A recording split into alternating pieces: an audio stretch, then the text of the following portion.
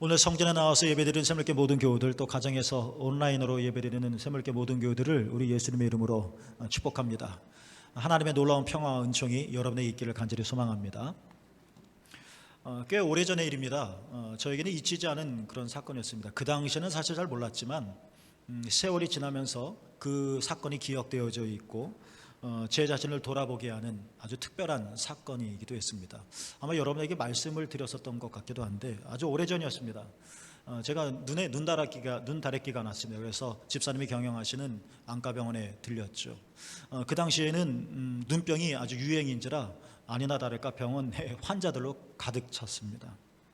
제 성격이 그래서 그런지 그런 데서 제가 목사라고 하는 것이 이렇게 신분이 드러나는 것을 그리 달가워하지 않는 탓에 그 많은 환자들 틈 사이에서 우선 접수를 하고 나서 저 구석에 가서 조용히 제 순서를 기다리려고 했습니다. 그런데 웬일입니까? 저를 가만히 두지 않더라고요. 그 환자들 중에 그 병원에 들어온 환자들 중에 저희 교회 권사님 한 분이 계셨습니다. 그래서 그냥 눈빛으로 그냥 저는 여기 있고 권사님은 저기 있고 그냥 눈빛으로 인사하고 끝내고 그냥 각자 진료받고 집으로 돌아가면 될 걸, 그분은 글쎄 말입니다.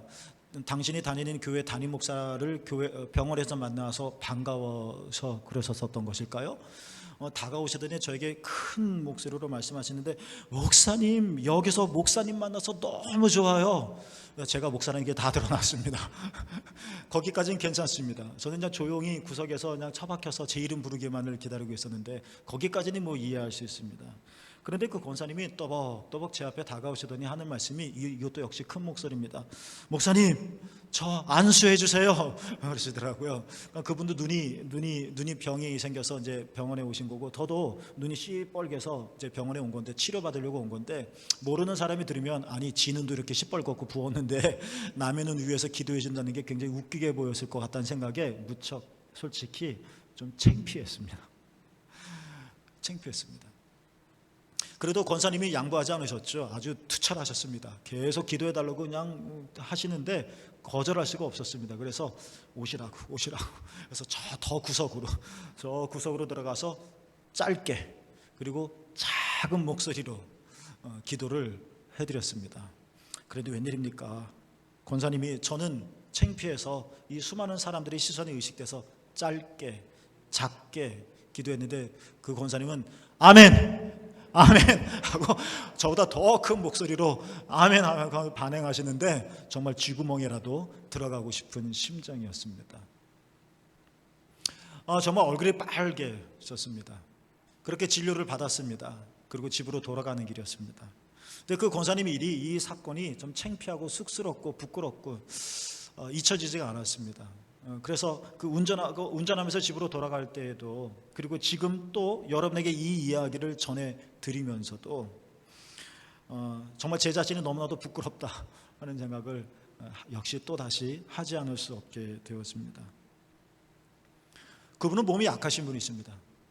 그분은 또 가난하신 분이기도 합니다. 그분은 또 나이가 드신 할머니이기도 합니다. 그렇습니다. 그분은 외적으로는 굉장히 연약한 분이십니다. 그런데 생각해보면 그분은 바울이 말한 것처럼 속사람은 매우 강하신 분이셨습니다. 저는 목사인데, 젊은데, 남자인데 사람을 의식했습니다. 이 수많은 사람들이 목사님 이란 말을 들으면 누가 목사야 하고 돌아나 보지 않을까? 눈이 시뻘개져서 주여 하고 기도할 때 꼴값 떠네 라고 말하지 않을까? 사람들이 나를 어떻게 말할까? 이런 나의 행위를 어떻게 판단할까? 저는 사람을 의식했습니다. 그 순간에. 그런데 그 권사님은 하나님을 의식하셨습니다.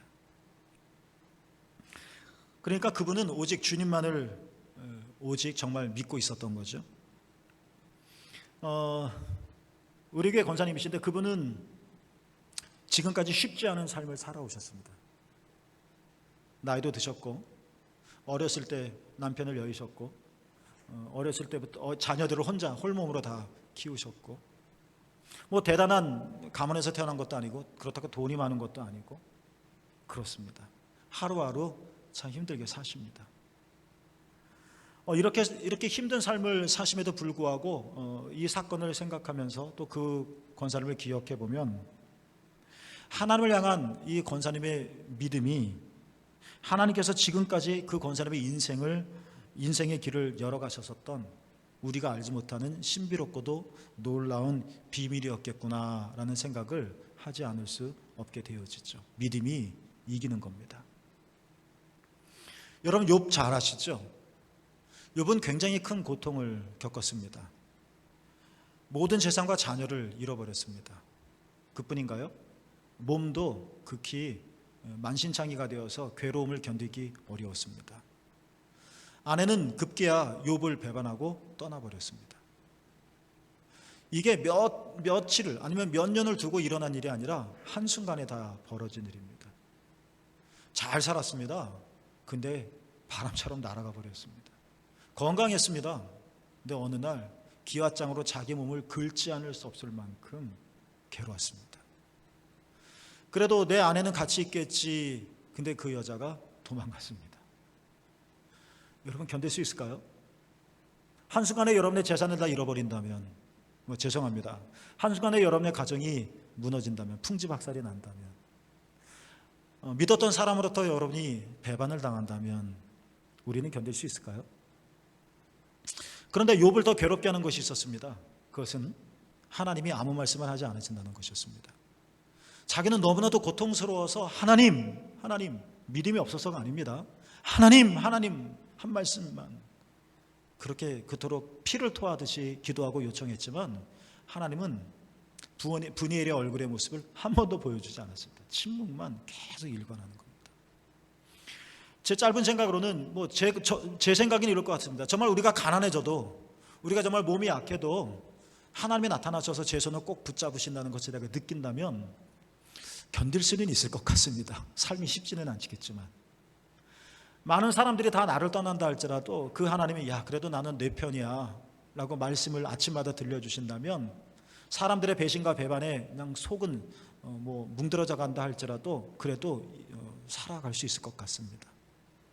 그런데 아내도 버리고 자녀도 없어지고 재산도 바람같이 사라져버리고 몸도 만신창이가 되어지고, 그리고 하나님도 아무 말씀 안 하시는 것, 하나님도 떠나가신 것 같다는 겁니다.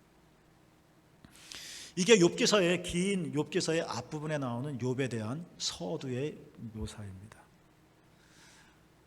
중간에 많은 과정들이 있고, 그리고 욥기 결론에 가보면 하나님께서 그 욥을 축복해 주셔서 이전보다 100배의 복을 받게 해주셨다, 해피엔딩으로 끝납니다. 여러분, 이렇게 극심한 길, 내가 정말 살아야 될 이유가 있을까? 나는 어떻게 살 수 있는 거야? 사는 방법이 있으면 좀 나한테 좀 알려줘. 이런 욥이, 이렇게 시작했던 욥이 어떻게 결말에 가서는 갑절이나 하나님의 복을 받는 그런 삶을 살 수 있게 되었을까? 그 비밀이 욥기에 담겨져 있는 거죠. 그 비밀을 축약한 것 중에 하나가 오늘 말씀이 아닐까 싶습니다. 8절에 보면, 오늘 읽지는 않았지만 세 번역에 보면 욥이 정말 통탕스러워하는 것, 내가 동쪽으로 가서 찾아봐도 하나님은 거기 계시지 않았다. 내가 서쪽에 가서 하나님을 찾아보아도 거기서 하나님을 배울 수가 없구나.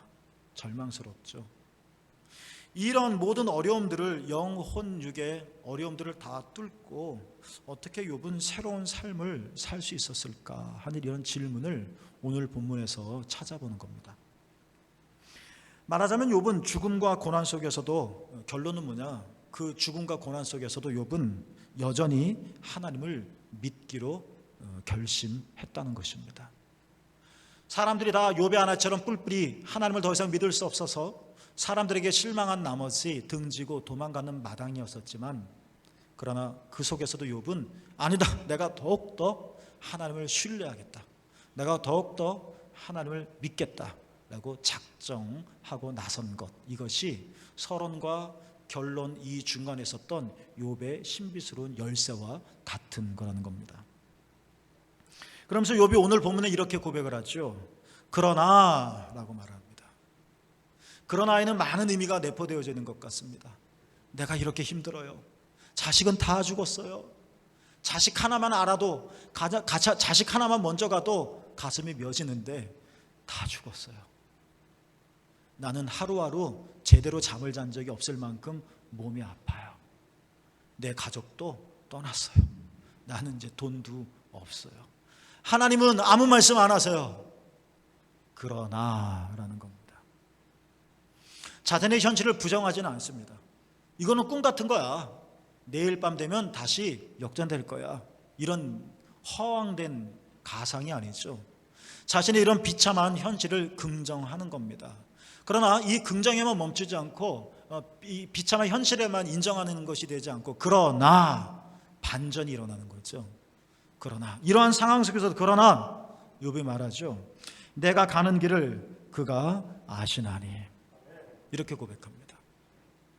사실 욥은 어디로 가야 될지 모릅니다. 이 마당에 내가 어떻게 살아야 될지, 뭘 해야 될지, 어디로 가야 될지 알겠습니까? 그걸 알면 희망이 있는 거죠. 욥은 모릅니다. 내가 어디로 가야 될지. 그런데 이런 상황 속에서 욥이 작정한다는 겁니다. 하나님을 믿기로 작정한다는 겁니다. 하나님은 내가 가는 길을 아신다. 따라 볼까요? 하나님은 내가 가는 길을 아신다. 이 하나님을 믿기로 작정한다는 겁니다. 오늘 본문에 욥이 또 말합니다. 뒷부분에 보면 후에는 내가 순금같이 되어 나올 것이다. 옛날 성경에도 좋죠. 정금같이 되어 나올 것이다. 이건 미래 얘기입니다. 지금은 완전히 흙바닥인데, 지금은 시궁창인데 나중에 정금같이 되리라? 기대인가요? 소망인가요? 확실하지 않은 거죠. 아직 살아보지 않은 미래니까. 그러나 욥이 믿기로 작정했다는 겁니다. 나는 들판에 이름 없는 돌짝이처럼 돌짝밭 같은 인생을 살고 있지만 그러나 나는 하나님을 그러나 믿는다는 겁니다. 어떤 하나님이요?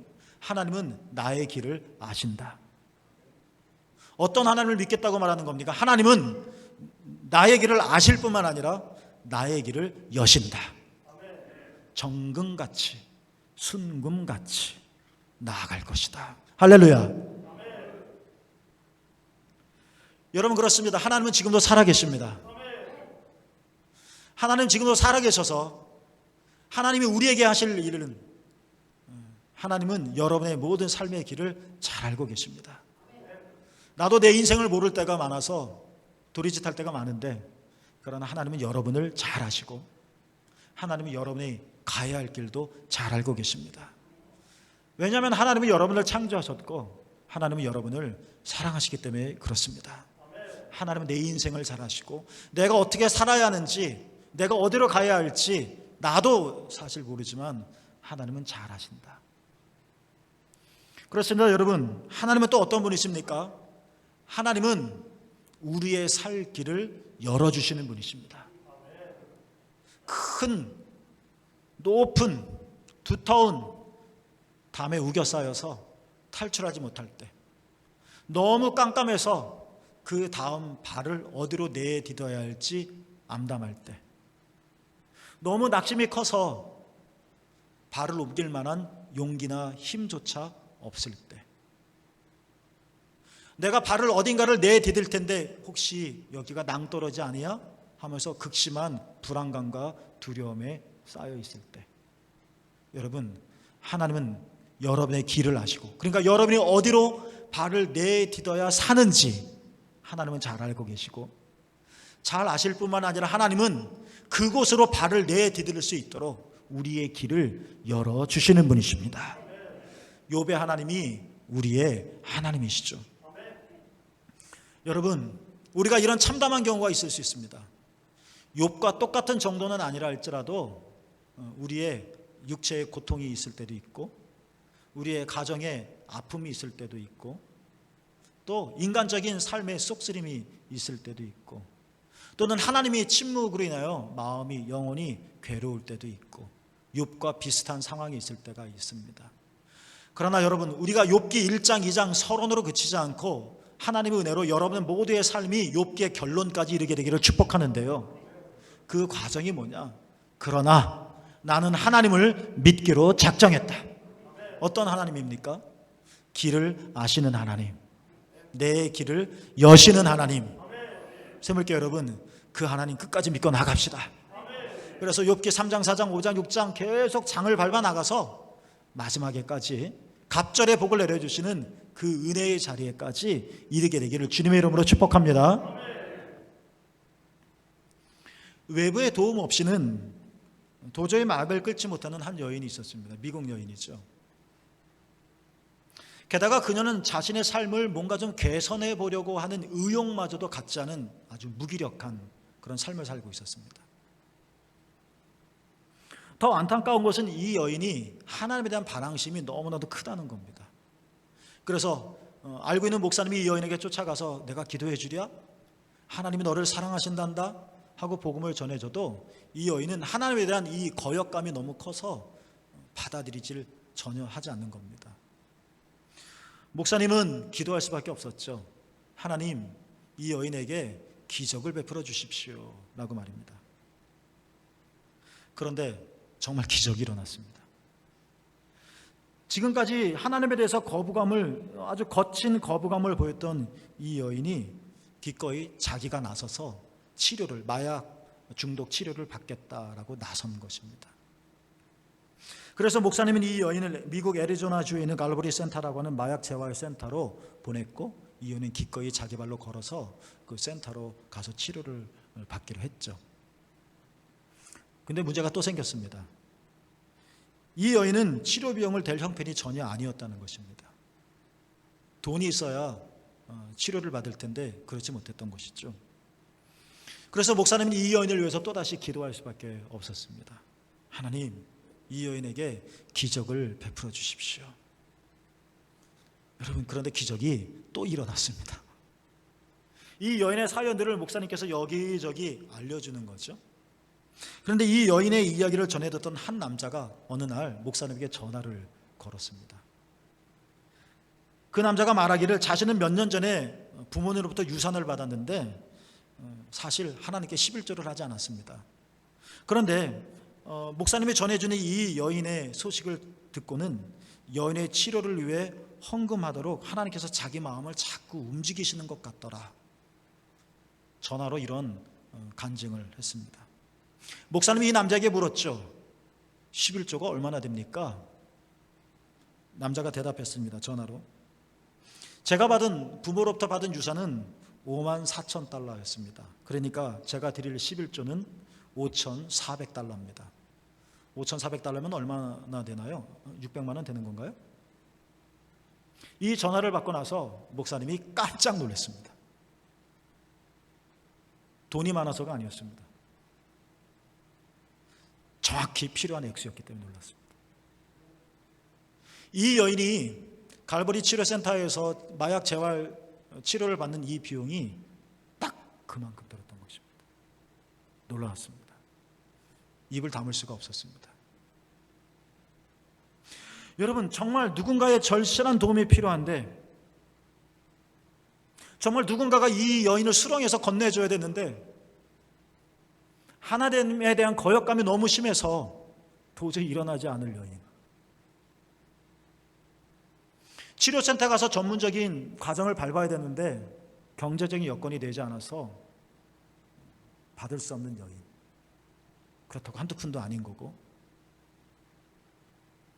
정말 절실한 도움이 필요한데 그런 도움의 손길이 보이지 않아 막막하게 느껴질 때, 그런데 여러분, 이 연애 사건에서 볼 수 있듯이 길이 보이지 않던 이 여자에게 하나님께서 이런 식으로 길을 내신다는 것입니다. 여러분, 우리가 때때로 그럴 때가 있죠. 저도 그럴 때가 있었습니다. 어디로 가야 할까? 내가 어떻게 해야 할까? 막막하기만 하죠. 내 힘으로는 이것들을 이겨내기가 쉽지가 않습니다. 욥처럼, 이 여인처럼 말입니다. 여러분, 주님 앞에 나갑시다. 주의 이름을 부릅시다. 주님을 찾읍시다. 왜냐하면 주님은 내가 가야 할 길을 아시는 분이시고 주님은 그 길을 여시는 분이시기 때문에 그렇다는 것입니다. 아내가 나를 도와야 되는데 아내가 욥을 떠났습니다. 몸이라도 아플 때 자식이 성장하는 기쁨이 있으면 위로받을 텐데 자식이 죽었습니다. 돈이 있으면 병원 가서 치료라도 받을 텐데 돈도 없어졌습니다. 몸은 계속 아픕니다. 정말 누군가의 도움이 간절한데 하나님마저도 막을 치신 것 같은, 소망이 없는, 길이 없는. 그러나 여러분, 우리가 하나님께서 우리의 길을 알고 계시며 우리의 길을 기꺼이 여시는 분이심을 우리가 신뢰하고 믿으며 주 앞에 나가 주님을 찾고 주님을 또 찾는다면, 우리 하나님께서는 불가능한 상황 속에서도 인간의 모든 지각에 뛰어난 하나님께서는 예기치 않은 방법을 통해 우리의 길을 활짝 열어주실 것입니다. 이분이 바로 우리의 주님이신 것입니다. 이 사실을 믿고 여러분, 우리가 다 하나님께로 나가기를 축복합니다. 예수님께서 하나님 나라에 대해서 가르치셨습니다. 많은 무리들이 모여서 그 가르침을 듣고 은혜를 받았습니다. 너무 재밌고 은혜로워서 날이 지는지도 몰랐다라고 했습니다. 날이 저물었습니다. 그런데 날이 점점 어두워지는 시점에 예수님께서 이렇게 말씀하시는 거예요. 제자들에게, 얘들아, 우리가 저편으로 건너가자. 아니, 이 늦은 저녁에 호수를요? 아마 누군가가 손 들고 얘기했을지도 모르겠죠. 예수님, 내일 가면 안 될까요? 화날 때. 가끔 풍랑이 쳐서 위험한 상황에 처하게 되는 이 갈릴리 바다, 갈릴리 호수, 깜깜한 밤에 우리가 저편으로 건너가자. 이해할 수가 없습니다. 뭐가 그리 급하신지. 그래도 예수님의 말을 거역할 수 없으니까 제자들이 따라 나섰죠. 배를 타고 저편으로 건너가 도착한 곳이 어디냐면 거라사였습니다. 마가복음에 보면 5장에 이 사건이 나오는데요. 거라사에 도착했더니 거기에 누가 있었습니까? 군대 귀신 들린 자가 있었다. 귀신이 한 마리 두 마리가 아니에요. 군대 귀신, 어마어마한 귀신이 들어갔다. 그래서 이 사람은 무덤 사이에 살았다. 쇠고랑과 쇠사슬로 묶였다. 무덤 사이에서 소리를 질러댔다. 돌로 제 몸에 상처를 냈다. 한마디로 뭡니까? 정상적인 삶이 아니죠. 자기 자신도 이렇게 살고 싶지 않았을 것이고, 그를 출생한 부모님은 당연할 것이고, 알고 있는 친구들도 그러지 마. 그리고 그를 이 땅에 보내신 하나님도 너는 그렇게 살면 안 돼 말씀하셨겠죠. 하나님도, 나 자신도, 그리고 자기를 사랑하는 모든 사람도 어느 누구도 원치 않았지만 이 남자는 그렇게 살았습니다. 사랑하는 사람을 떠나 사랑하는 가족을 멀리하고 무덤가로 밀려갈 수밖에 없었습니다. 자유롭게 운동하며 활동해야 될 내 육체가 새 사슬과 새 고랑에 꽁꽁 묶였습니다. 아름다운 노래를 부르고 싶은 내 입은 괴성만 질러댑니다. 너무나도 잘 돌봐야 될 내 몸을 학대합니다. 이게 귀신 들린 겁니다. 귀신은 단순히 정신병리학적으로 뭔가 희한한 그런 게 아니라 내 삶을 살지 못하는 겁니다. 나를 사랑하시는 분께서 나를 사랑하시기 때문에 정말 예쁜 꽃처럼 빚어주시고 예쁜 인생을 설계해 주셨건만 그렇지 못한 겁니다. 이게 귀신 들린 겁니다. 나도 그렇게 살고 싶지 않은데 그렇게 살 수밖에 없는, 길을 잃은 자의 삶이라는 겁니다.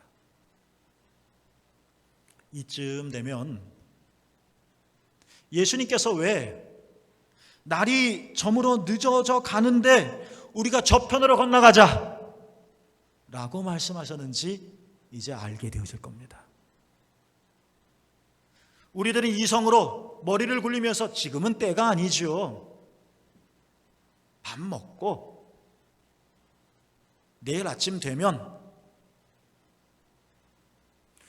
수많은 사람들은 저 거라사, 이 갈릴리 바다를 건너 저 거라사에 누가 사는지 관심도 없고 알지도 못하고 생각도 없는 거죠. 그러나 주님은 다 알고 계셨습니다. 그래서 그 늦은 밤에 배를 타셨습니다. 왜요? 그 귀신 들린 자, 길을 잃은 자, 길을 찾지 못하는 자, 방황하는 자, 어디로 나아가야 될지 모르는 자, 그 한 사람을 위해서 바다를 지나가셨다는 겁니다. 다가오셨다는 겁니다. 여러분, 그분이 바로 우리 하나님이십니다. 여러분, 여러분이 귀신 들렸다는 얘기가 아니라 우리도 이런 안타까움에 처할 때가 있지 않습니까? 사람들이 나를 자꾸 밀어냅니다. 나는 같이 살고 싶은데 자꾸 밀어냅니다. 무덤으로. 나는 그들과 손을 잡고 그들과 어깨동무하고 같이 행복하게 지내고 싶은데 오히려 그들이 내게 다가와서 쇠고랑과 쇠사슬만 차댑니다. 나는 그들과 함께 몸을 부비며 살고 싶은데 나는 자꾸 내 몸을 왜 이러지 하면서도 자꾸 학대합니다. 사람들은 떠납니다. 삶은 꼬여갑니다. 어렵습니다. 정말 누군가의 도움이 필요합니다. 근데 사람들은 멀리 떨어져 있습니다. 정말 누군가가 다가와서 나를 도와줬으면 좋겠습니다. 그러나 그들이 내게 하는 일이란 고작 묶는 것뿐이었습니다. 격리시키고 다 외면하고 다 떠나갈 때 한 분이 찾아오셨습니다. 그분이 누구십니까? 예수님이십니다. 그 주님이 나에게 다가오십니다. 그 주님이 나를 회복시켜 주십니다. 그 주님이 나로 하여금 정상적인 삶을 살지 못하게 하고 길을 잃어 방황한 삶을 사는 귀신 들린 나 회복시켜 주십니다. 아무도 모르는, 아무도 이해할 수 없는 이 밤에 왜 저 건너편으로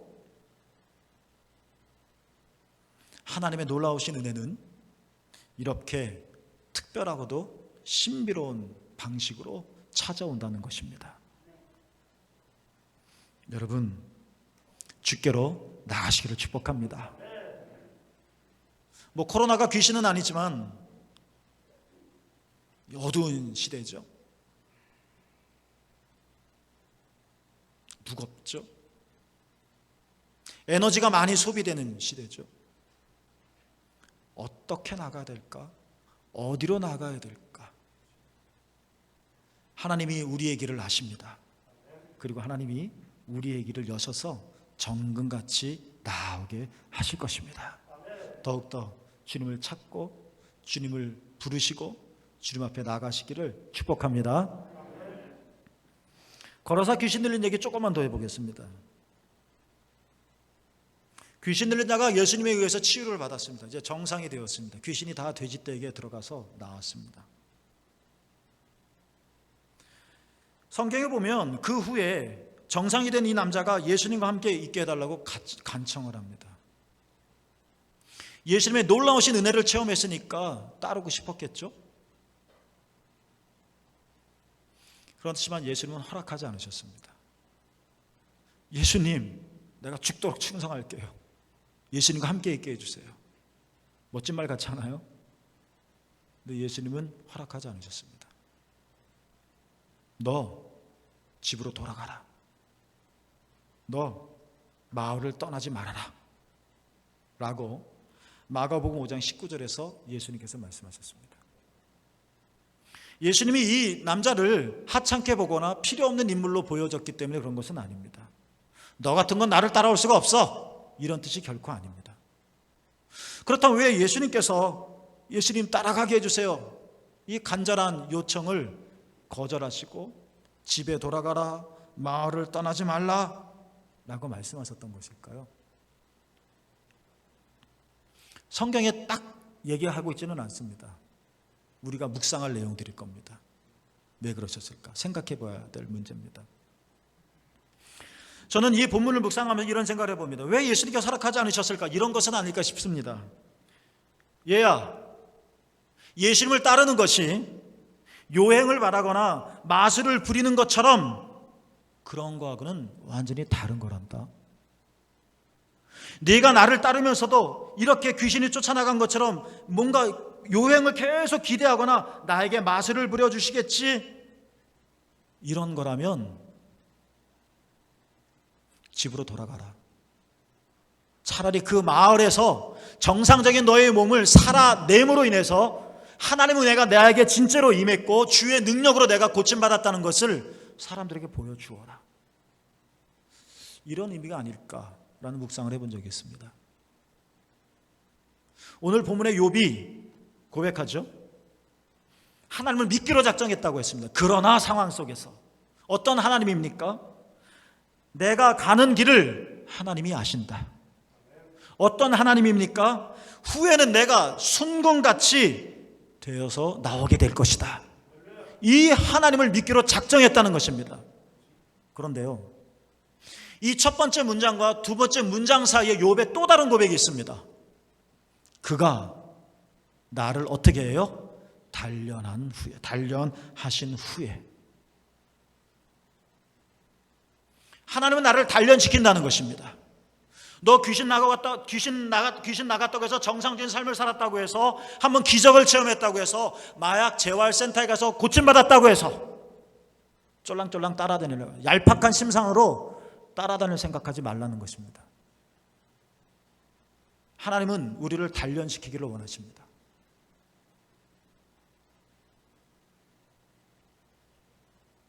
나를 단련하신 후에,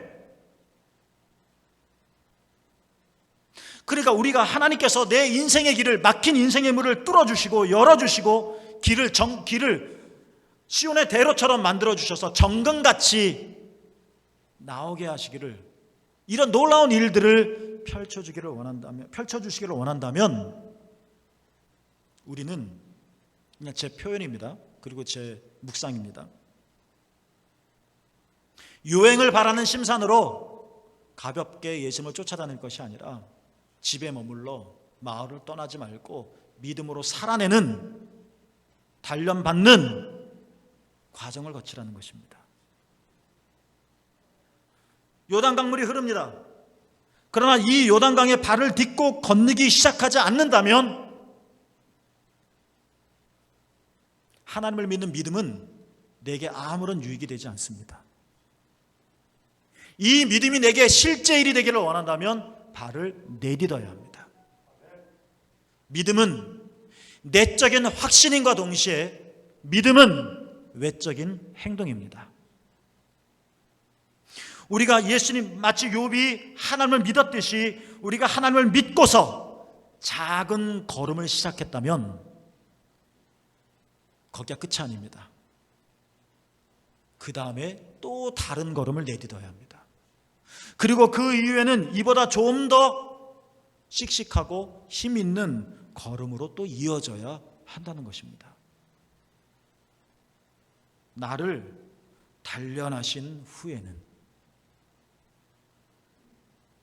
나는 내 심장은 여전히 쥐와 같은 심장인데 하나님께서 내 외적인 모양을 호랑이처럼 만들어 주신다 한들 우리가 어떻게 호랑이처럼 살겠습니까? 내 심장은 여전히 쥐인데.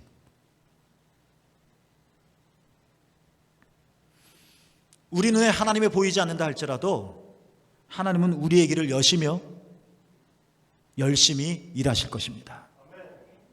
이렇게 하나님이 우리를 위해 열심히 끊임없이 쉬지도 않고 일하신다는 이 믿음의 고백 안에는, 그러니 우리도 열심히 살아라 하는 의미가 포함되어 있다는 것입니다. 신앙을 미신으로 만들면 안 될 것입니다. 사랑하는 새물교 여러분, 하나님은 여러분이 가시는 길을 아시는 분이십니다. 우리는 망망대해에서 나침판도 없이 방황하지만 주님은 내가 어디로 가면 살지 주님은 다 아십니다. 아시는 주님은 또한 그 길을 열어주십니다. 그 길로 내가 걸어갈 수 있도록 나를 이끌어 가십니다. 특별한 방법으로, 놀라운 방법으로, 뜻밖의 방법으로 아니면 평범한 방법으로. 그러니 그 하나님을 붙잡고 그 하나님을 신뢰하며 그 하나님과 함께 나가시기를 축복합니다. 깜깜할 때 아주 바늘 귀와 같은 조그만 구멍에서 흘러나오는 빛을 통해서라도 우리는 탈출구를 발견할 수 있습니다. 그 빛은 굉장히 환합니다. 깜깜할수록 주의 빛은 더욱더 밝게 빛날 것입니다. 거기에 우리 눈과 마음의 시선을 맞추셔서 주와 함께 일어나서 걸으신 여러분 되어지기를 축복합니다. 그리고 나를 단련하신 후에 믿는다면 그냥 이루어지는 게 아닙니다. 믿음의 발걸음을 내디디십시오. 맨날 찡찡거리지 말고 용기를 내어 내디디십시오. 그러면 시온의 대로가 생명의 길이 여러분 삶 속에 활짝 열릴 것입니다. 오늘 이 놀라운 기적이 여러분의 임하기를 주님의 이름으로 축복합니다. 기도하겠습니다.